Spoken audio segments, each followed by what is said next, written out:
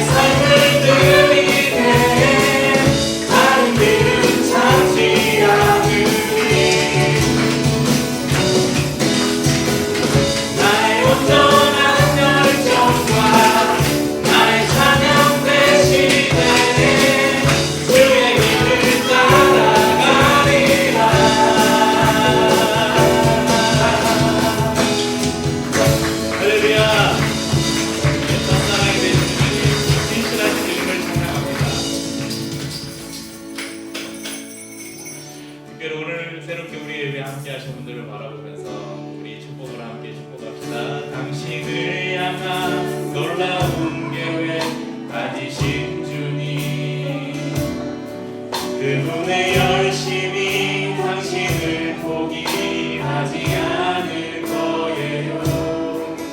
당신을 향한 변함없는 그분의 사랑, 당신의 인생을 축복하실 거예요. 다시 한번 당신을 향한 놀라운 계획, 당신을 향한 놀라운 계획 가지신 주님, 그분의 열심히 당신을 포기하지 않을 거예요. 당신을 향한 변함없는 그분의 사랑, 당신의 인생을 축복하실 거예요. 영원히 당신과 함께 하실 거예요. 당신을 포기하지 않을 거예요. 당신을 포기하지 않을 거예요.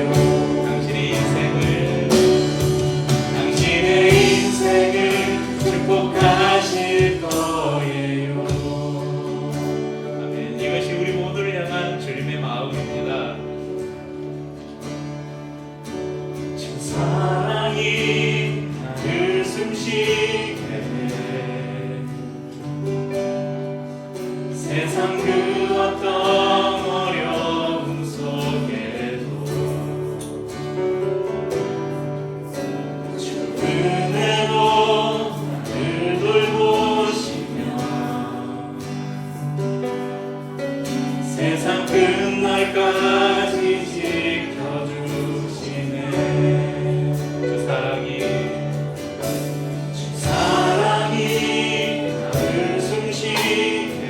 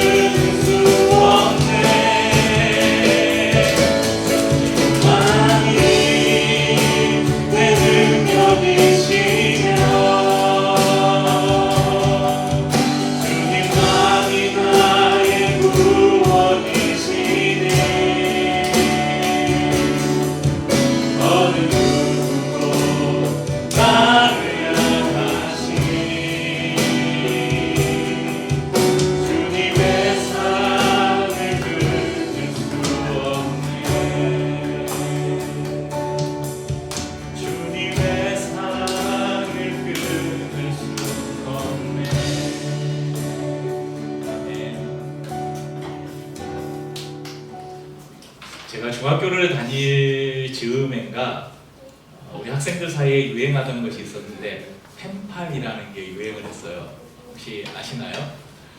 네, 막 그 가요집 이런 거 막 뒤에 그 펜팔 이런 거 막 있고 주소 있고 막 그랬거든요. 저는 그때 해외 펜팔을 한 적이 있어요. 미국에 사는 어디 찾아보면 편지가 있을지 모르겠는데 아무튼 그때 중학생 때 해외 미국에 사는 여학생과 펜팔을 주고받은 적이 있었습니다. 당시에는요 스마트폰도 없었고 여러분 그때 뭐 386 컴퓨터도 안 나왔을 때니까 요즘같이 이렇게 노트북에 딱 어학 번역기 이거 하면 딱 해주잖아요. 그런 것도 없을 때예요. 그냥 영어 사전 하나 가지고 문장 만들고 편지 오면 그거 단어만 찾아가지고 해석하고 솔직히 그런 재미로 영어 공부하려고 펜팔을 하는 사람 학생들이 많았어요. 근데 그때 영어로 편지를 쓸 때 제일 마지막에 쓰는 그 구절이 있어요. Sincerely yours 누구 기와 이렇게 써요. 안 해보셨어요? 원래 영어로 편지를 쓸 때는 제일 마지막에 우리는 그러잖아요. 누구 올릴, 누구로부터 누구 보내 이렇게 쓰잖아요. 그 말이에요. 근데 거기에는 형용사가 하나 있어요. Sincerely yours. 우리말로 해석하면 당신의 신실한 누구로부터 이런 말이에요. 근데 제가 이걸 이렇게 기억을 더듬으면서 이게 기억이 맞나 이렇게 하면서 이제 좀 인터넷을 검색해 보니까 여러분 팁입니다. 이것을 그 모르는 사람에게는 초면인 사람에게는 sincerely yours를 쓰면 안 된대요. 이거는 구면인 사람, 이미 알고 있는 사람과 편지를 주고받을 때는 이렇게 쓰는데 초면인 사람에게는 sincerely your faithfully 이렇게 써야 된답니다. 아무튼 그거 좀 참고하시고 저는 이 편지를 쓰면서 이 말이 참 좋았어요. 그 뜻을 보니까 당신의 신실한 누구로부터 제가 예수를 믿고 하나님에 대해서 조금씩 알게 되고 하나님의 성품에 대해서 배우게 되면서 하나님의 성품이 여러 가지가 있잖아요. 그 중에 제가 참 좋아하는 하나님의 성품이 바로 신실함입니다. sincerely 또는 faithfully로 번역되는 이 신실함. 신실을 한자 그대로 풀이하자면 믿음직하고 착실하다. 믿음직하고 착실하다의 이런 의미인데 이 신실을 하나님의 성품과 이렇게 비교해 보자면 그 믿음직함과 착실함이 어떤 때는 있다가 어떤 때는 사라져 버리는 그것이 아니라 시간이 가도 변하지 않는 그 믿음직함과 착실함이 시간이 가도 변하지 않는 것을 우리 하나님의 성품으로 보자면 신실함 이렇게 이야기할 수 있습니다. 곧 처음과 끝이 동일한 성품 이것을 우리가 신실이라고 할 수 있습니다. 오늘 이제 7월 8월에 저희가 시간이 되는 대로 제가 말씀을 나누는 시간에는 이제 사자성어 작년에 이어서 사자성어 시리즈 여름 특집 계속 하려고 하는데 오늘 2024년의 첫 사자성어로 택한 것은 함께 읽겠습니다. 초지일관. 네, 초지일관의 뜻은 처음 초, 뜻지, 한일, 꿰광. 처음에 뜻을 끝까지 깬다 이 말이에요. 하나로 깬다. 직역을 하면 그런 뜻이고 의역을 하자면 처음 먹은 마음이 끝까지 변하지 않는다 이런 의미를 가지고 있습니다. 이것과 반대되는 사자성어는 뭐가 있을까요? 작심삼일. 마이동풍은 뭔가요? 네. 잠깐 우유보다 네, 갑자기 우유보다 조삼모사 아무튼 나중에 연구해서 알려드릴게요. 아무튼 뭐 생각나는 건 작심삼일. 작년에 이 사자성어 시리즈를 나누면서 저희가 일편단심에 대해서 나눈 적이 있어요. 그런데 일편단심이 초지일관, 일편단심 비슷하잖아요. 그런데 일편단심이 우리의 내적인 것에 관계된 것이라면 초지일관은 외적 의지로 어떤 일을 성취해가는 과정에 관한 것이 아닐까 이런 생각을 해봅니다. 이 사자성어의 뜻 초지일관 이것을 생각하면서 오늘 말씀을 나눠보도록 하겠습니다. 오늘 본문에 보면 이 빌립보서 본문은 사도 바울이 로마 감옥에 갇혀 있을 때 빌립보 교회 성도들에게 보낸 편지입니다. 그래서 옥중서신이라고 부릅니다. 바울은 옥에 갇혀 있는 동안에 이 에바브로디도를 통해서 빌립보 교회 성도들로부터 헌금을 받기도 하고 많은 후원들을 받았습니다. 또 여러 방면에서 빌립보 교회 성도들은 사도 바울의 사역을 후원해 주었습니다. 그렇게 자신을 도와주고 기도해 준 빌립보 교회 성도들을 향해서 내가 너희를 얼마나 사랑하는가, 너희들이 얼마나 나에게 선을 베풀었는가 감사의 인사를 하고, 또 투옥대 있는 동안 빌립보 교회 성도들이 사도 바울이 감옥에 갇혀 있다니까 걱정하고 있을 거 아니에요. 근심하고 있는 그 성도들을 위로하면서 오히려 기뻐하라고 그렇게 그들을 권면하고 있는 말씀이 바로 빌립보서입니다. 그중 오늘 저희가 읽은 이 본문은 1장 6절은 빌립보 교회 성도들을 향한 바울의 감사와 기도 중에 한 구절인데요.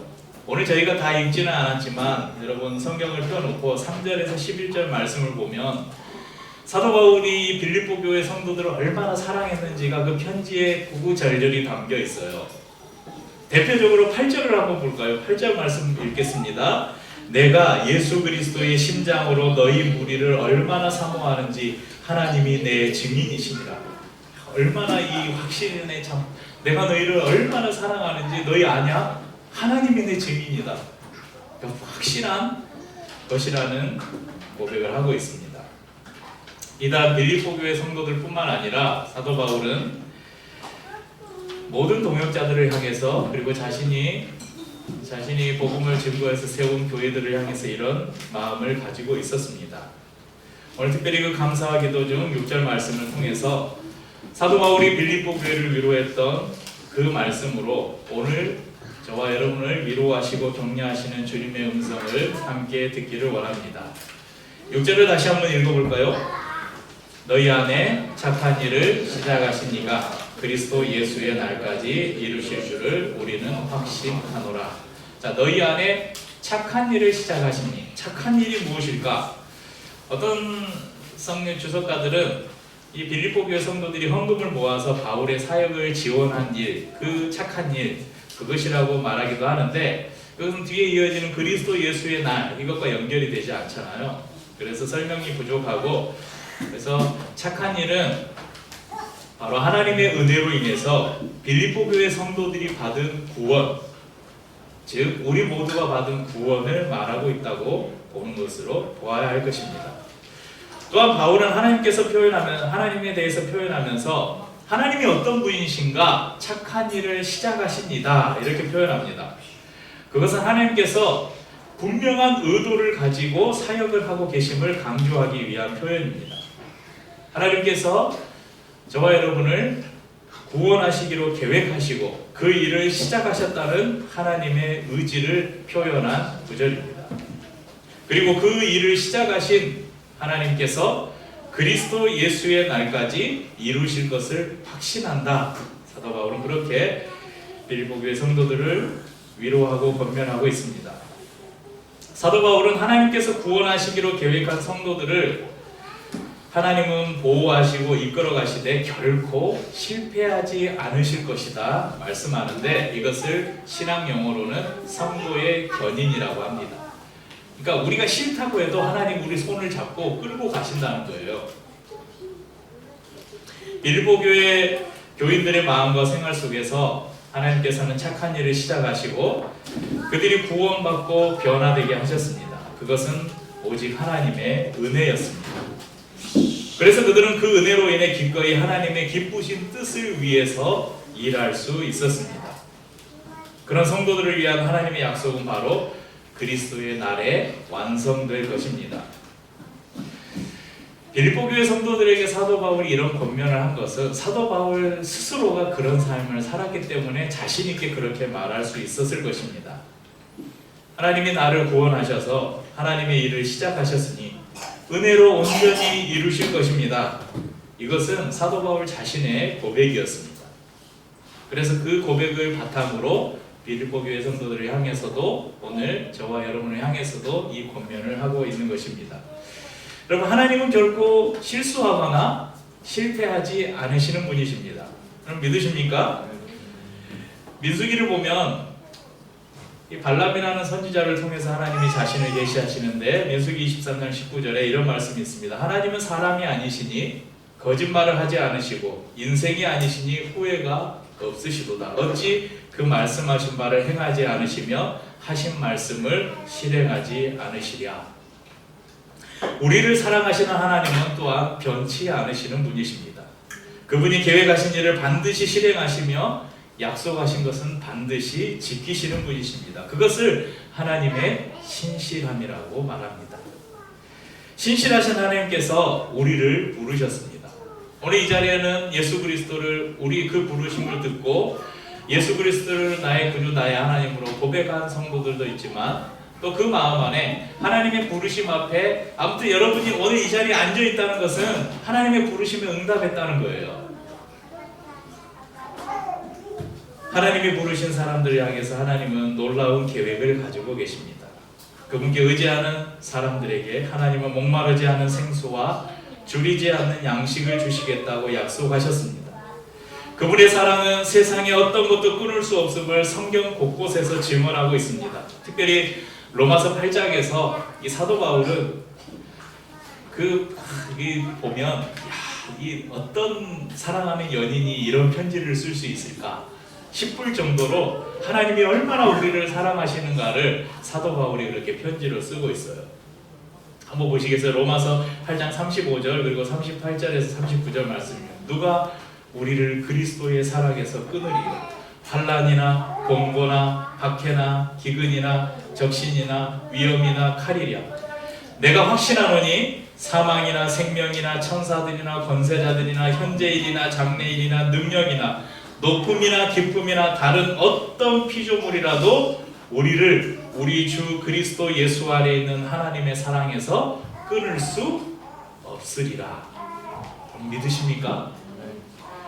우리 안에 닥치는 수많은 환난과 어려움도 우리를 공격하는 사단의 어떤 공격도 우리를 그리스도 예수의 사랑에서 끊을 수 없다고 사도 바울은 우리에게 가르쳐주고 있습니다.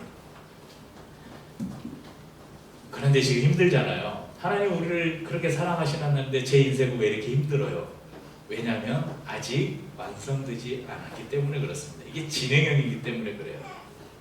하나님의 사랑과 우리를 향한 계획은 그리스도 예수의 날. 오늘 사도 바울이 빌립보 교회 성도들을 향해서 보낸 편지 가운데 너희 안에 착한 일, 그 구원을 시작하신 분이 그리스도 예수의 날까지 이루실 것이다. 그것을 계속해서 완성해 가고 계십니다. 그것을 성화라고 이야기합니다. 그리고 마지막 날 그 완성되는 그 순간을 영화라고 이야기합니다. 그렇다면 그리스도 예수의 날은 언제인가?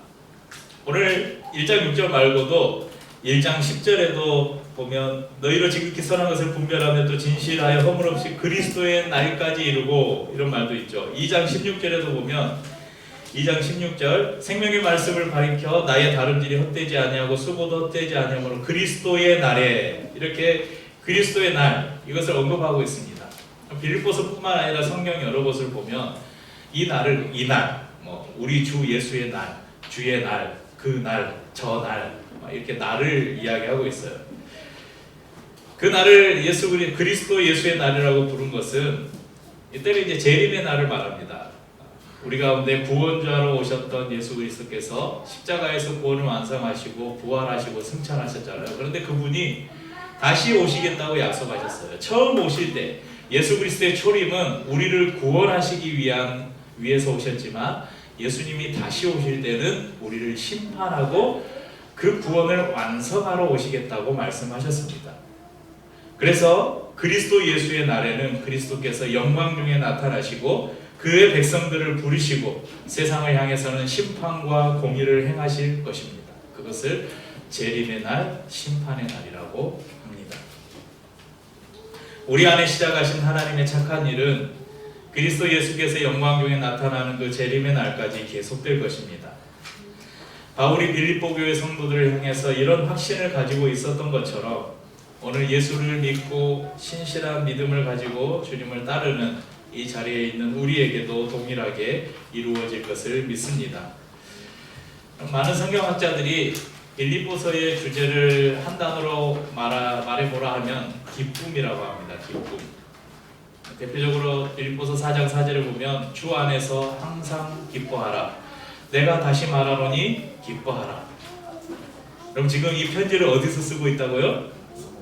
로마의 감옥에서 쓰고 있어요. 로마의 감옥에서 사도 바울이 순교하거든요. 자신의 삶의 마지막 여정에 차디찬 로마의 감옥에서 편지를 쓰고 있는데 기뻐하래요. 여러분 그러실 수 있겠습니까? 먼 감옥에서 무슨 기쁜 일이 있겠어요?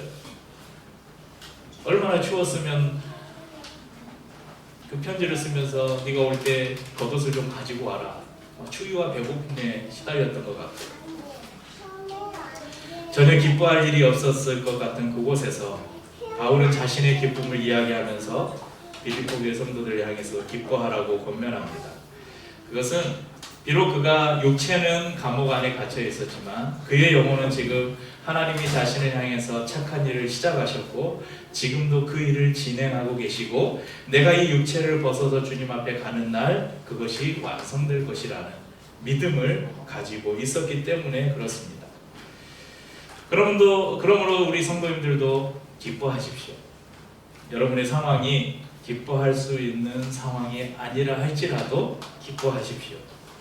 왜냐하면 여러분 안에서 착한 일을 시작하신 하나님께서 지금도 그 일을 진행하고 계시고 그분의 그 계획하심과 일하심은 실수나 실패가 없을 것이고 그리스도 예수의 날에 온전히 이루실 것을 우리가 믿기 때문입니다. 하나님이 처음 시작하신 그 일을 마지막 날까지 결코 굽히지 않으시겠다. 자, 이것을 사자성어로 뭐라고 한다고요? 초지일관. 하나님은 초지일관하신 분이십니다. 우리는 하나님의 형상으로 창조된 존재입니다. 모든 인간은 그 사람이 교회를 다니건 다니지 않고 예수를 믿지 않건 믿든 믿지 않건 모든 인간은 하나님의 형상으로 창조된 존재예요. 그러므로 우리도 하나님을 닮아가야 합니다. 닮아간다는 것은 그분의 성품, 우리가 하나님이 어떻게 생겼는지 모르잖아요. 하나님 보신 적 있으세요? 여러분 뭐 예수님을 본 사람 있으세요? 그 막 성 하나 이런데 예수님 다 저기 이렇게 막 속세 이렇게 하고 막 미남으로 생겼잖아요. 그 예수님 아니에요? 막 어떤 사람들이 딱 막 전쟁 중에 그 여러분 눈이 녹았는데 그 안에 이렇게 예수님의 형상이 보인다 막 그런 거 있잖아요. 그 예수님 얼굴 아니에요. 예수님 얼굴 본 사람이 없어요. 초상화도 없어요. 사진도 없어요. 그러니까 예수님의 얼굴도 모르고 하나님의 얼굴도 모르는데 우리가 어떻게 하나님을 닮아가요? 닮아간다는 거니까 외형을 닮아가는 게 아니에요. 뭘 닮아가는 거예요? 하나님의 성품을 닮아가는 거예요. 그분의 성품을 닮아가야 한다면 우리를 향해서 초지일관 변치 않으시는 하나님을 향해서 우리도 초지일관 변치 않는 마음으로 하나님을 사랑해야 합니다. 또한 하나님의 그 성품을 우리가 가졌다면 그리고 닮아가기를 원한다면 하나님을 향해서뿐만 아니라 나의 가족과 나의 이웃과 나의 동료들을 향해서도 초지일과 신실함을 지켜가야 합니다. 그럼 우리가 사는 세상은 너무나 쉽게 자신의 이익과 목적을 위해서 다른 사람을 배반합니다. 이 신실함을 너무나 쉽게 버립니다. 배신과 배반이 밥 먹듯이 일어나는 곳이 우리가 사는 세상입니다. 그래서 막 그 드라마 같은 데 보면 막 조직들에 보면 막 이 사람이 이 사람 배신해서 죽이고 얘가 얘를 배신해서 죽이고 막 배신의 연속이잖아요. 뭐 그런 조폭세계만 그렇습니까? 옛날 저 조선시대나 뭐 고려시대만 그렇습니까? 요즘의 정치권은 안 그러나요? 오늘의 동료가 내일은 적이 되고 그래서 이 사람을 배신하고 저 사람에게 붙고 이렇게 밥 먹듯이 일어나는 곳에 우리가 살고 있잖아요. 신실함이라는 것을 찾아보기 힘든 세상에 우리가 살고 있습니다. 그럼 부모와 자녀 사이가 몇 촌인지 아세요? 부모와 자녀는 1촌입니다. 형제와 자매는 2촌입니다. 부모의 형제나 자매, 이모, 고모들을 뭐라고 하죠? 삼촌. 그러니까 이모, 고모도 다 삼촌이에요. 부모의 남자 형제들을 우리가 삼촌 하는데 이모 고모도 다 촌수로는 삼촌입니다. 그 이모 고모 삼촌들의 자녀와 우리는 뭐예요? 사촌, 5촌 6촌 있는데 부부는 몇 촌일까요? 네? 부부는 0촌입니다. 촌수가 없어요. 이 세상에 가장 가까운 사이가 뭐예요? 부부 사이라는 거예요. 촌수가 없대. 둘이 하나라는 거예요. 그런데 부부가 되기는 결혼식장에 여러분 들어가면서 많은 증인들 앞에서 뭐라고 말합니까? 검은 머리가 팥뿌리가 될 때까지 당신만을 사랑하겠습니다. 그렇게 맹세하잖아요. 그런데 그 맹세가 얼마나 쉽게 무너져 버립니까? 가장 가까운 관계인 이 영촌의 관계 안에서도 우리는 수많은 배신과 배반을 경험하잖아요. 그런데 하물며 2촌, 3촌, 4촌, 촌수도 없는 사람들과의 관계에서 얼마나 그런 일들이 많겠어요. 그런데 그런 시대 속에서 우리는 초지일관의 자세를 유지하며 살아가야 한다고 오늘 성경이 우리에게 가르쳐 줍니다. 세상 사람들은 배신하고 배반하지만 우리 그리스도인들은 그들과는 정반대로 나에게 해가 되고 손해를 보더라도 하나님을 향한 사랑뿐만 아니라 사람들을 향한 사랑을 신실하게 지켜가야 합니다. 요한복음 13장 1절에 이런 말씀이 있습니다. 6월절 전에 예수께서 자기가 세상을 떠나 아버지께로 돌아가실 때가 이른 줄 아시고 세상에 있는 자기 사람들을 사랑하시되 끝까지 사랑하시니라. 예수님께서 십자가 죽음을 앞두시고 이제 그 구원을 완성하신 다음에 하나님의 우편에 올라가실 것을 말씀하시면서 내가 너희를 끝까지 사랑할 것이다 이렇게 약속하셨습니다. 마태복음 28장 20절, 마태복음의 제일 마지막 절에서 마지막 절에서 예수님이 이렇게 말씀하셨습니다. 내가 너희에게 분부한 모든 것을 가르쳐 지키게 하라. 볼지어다 내가 세상 끝날까지 너희와 항상 함께 있으리라 하시니라. 우리를 사랑하시는 하나님께서는 그 사랑을 끝까지 지키시겠다고 약속하셨습니다. 그런데 여러분, 하나님의 눈에 우리가 항상 예뻐 보이기만 하겠습니까? 안 그럴 거 아시죠? 저도 그렇고 여러분도 그렇고 하나님 앞에서 내 모습을 보면 하나님이 항상 나를 예뻐하시기만 하실까? 그런 생각이 들지 않으세요? 하나님도 때로는 나를 보시면서 열받기도 하시고 저한테 집 해버릴까? 제가 가다가 막 걸려 넘어지게 해버릴까? 막 실패를 한번 실패의 쓴맛을 한번 보여줄까? 막 그런 마음 들지 않겠어요? 우리가 살아가는 삶을 보면. 그런데 하나님께서는 의지적으로 사랑하시겠다고 하시는 거예요. 우리가 뭐 잘나서 완벽해서 우리가 하나님을 사랑하는 그 사랑이 막 너무 뜨거워서 내가 너도 끝까지 네가 나를 그렇게 사랑하고 내 뜻을 그렇게 순종하는데 나도 너를 끝까지 사랑할게 이게 아니잖아요.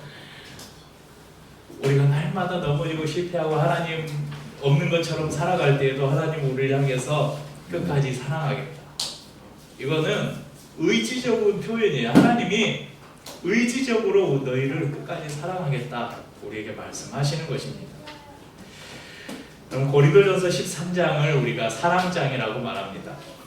4절에서 7절 말씀을 보면요, 이렇게 긴 말이 있습니다. 이런 노래도 많잖아요. 사랑은 언제나 오래 참고 사랑은 언제나 온유하며 이런 감미로운 노래 있잖아요. 그런데 여러분, 이 사랑을 하려면 사랑이라는 내적 약속, 이 내적 두 사람이 가지고 있는 이 내적 약속을 지키기 위해서 얼마나 많은 외적인 의지가 필요한지 보세요. 사랑이라는 이 단어 하나를 지키기 위해서 오래 참아야 돼요. 온유해야 합니다. 시기하지 않아야 합니다. 자랑하지 않아야 합니다. 교만하지 않아야 합니다.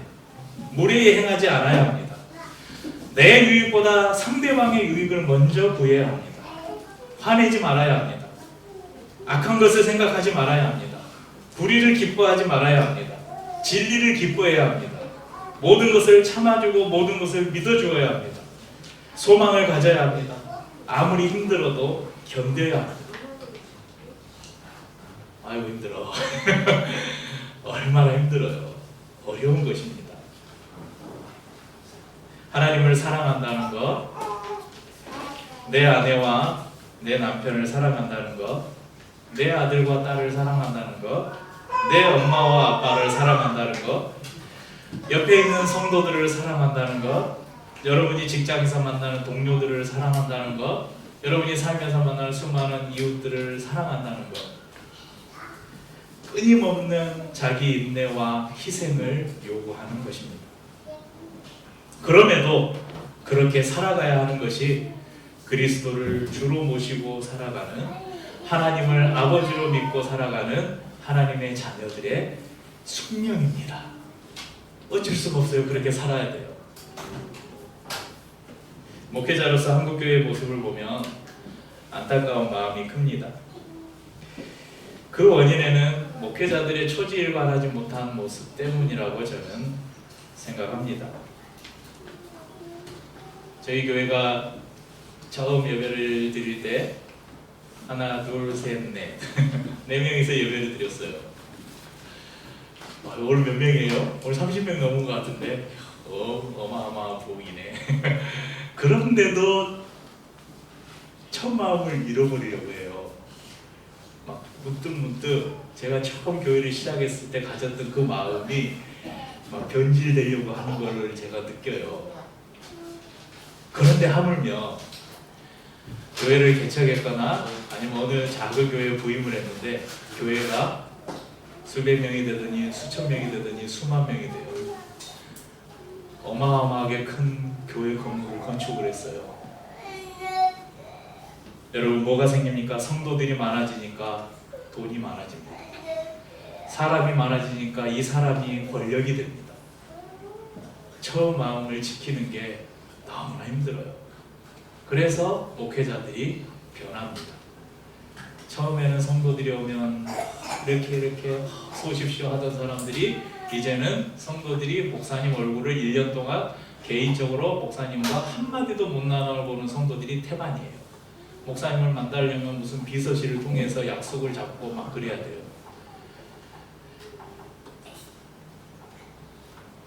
뭐 노예나 총회나 이런 데 가보면 가만이에요.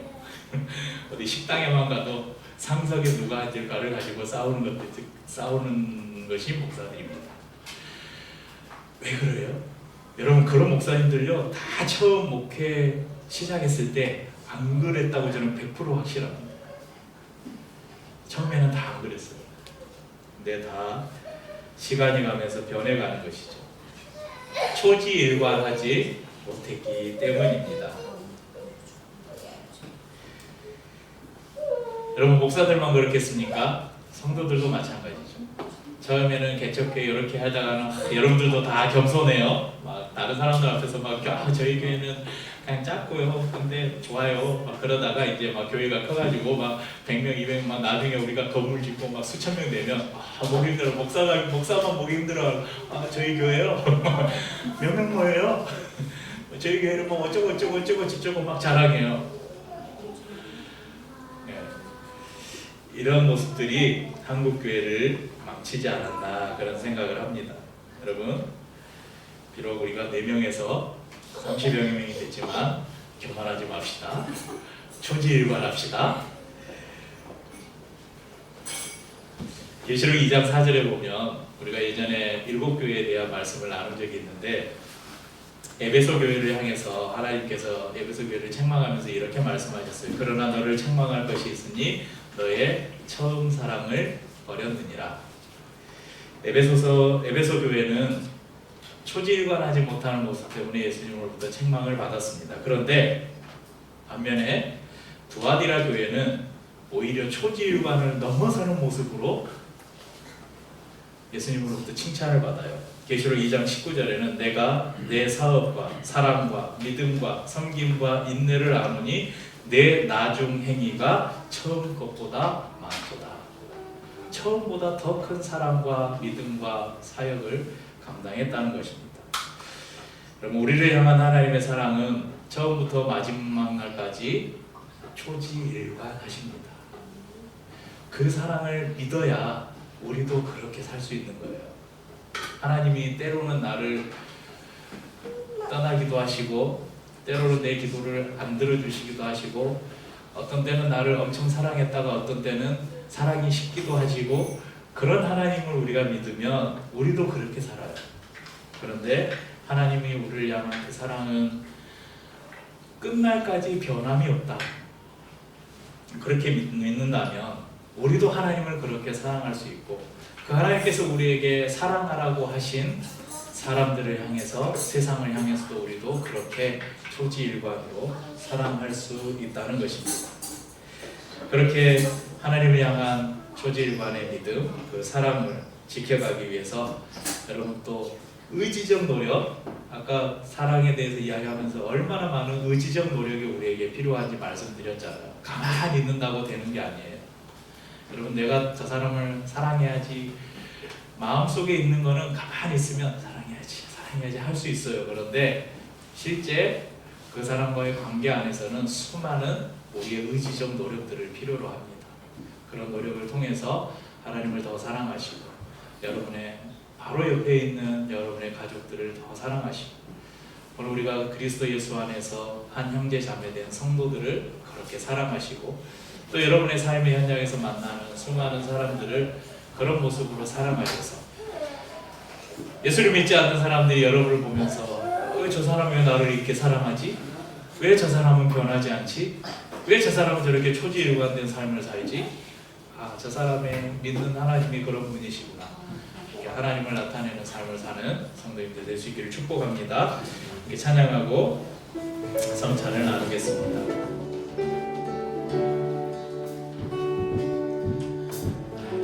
지으신 이가 하나님 나를 부르신 이가 하나님 나를 보내신 이가